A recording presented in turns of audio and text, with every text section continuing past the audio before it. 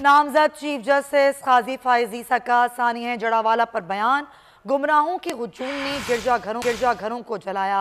Justice काजी फाइज ईसा ने कहा कि हुजूम ने मसीहों के मकानात को भी नजर आतिश किया। जस्टिस काजी फाइज ईसा का कहना था कि सानिया जड़ावाला पर मुसलमान पाकिस्तानी की हैसियत से दुख। जस्टिस फाइज ईसा ने जड़ावाला का दौरा किया और उस पर बयान दिया कि गुमराहों के हुजूम ने गिरजा घरों को जलाया। इमरान वसीम से बात करते हैं, हमारे नुमाइंदा खुसूसी हमारे साथ हैं। जी इमरान वसीम।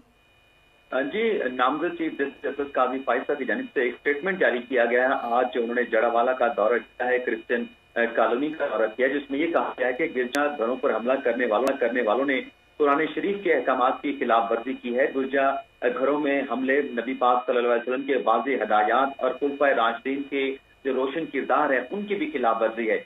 इस प्रेस स्टेटमेंट में कहा गया कि इस्लामी शरीयत की इस खिलाफ वर्जी को किसी बदले या इंतकाम से जवाब फराहम नहीं किया जा सकता।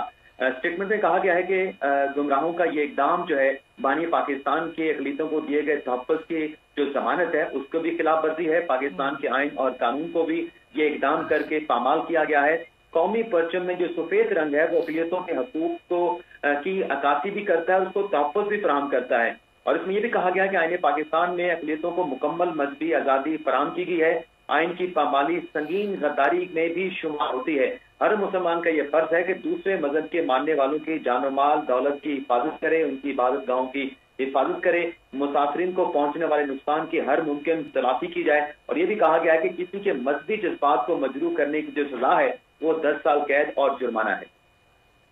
ठीक है, इमरान वसीम हमें आगाह कर रहे हैं कि नामजद चीफ जस्टिस फाइज ईसा जिन्होंने जड़ावाला का दौरा किया, मसीही बरादरी से इज़हार यकजहती किया। इस मौके पर उन्होंने कहा कि ऐसा करना शदीद काबिल मजम्मत है।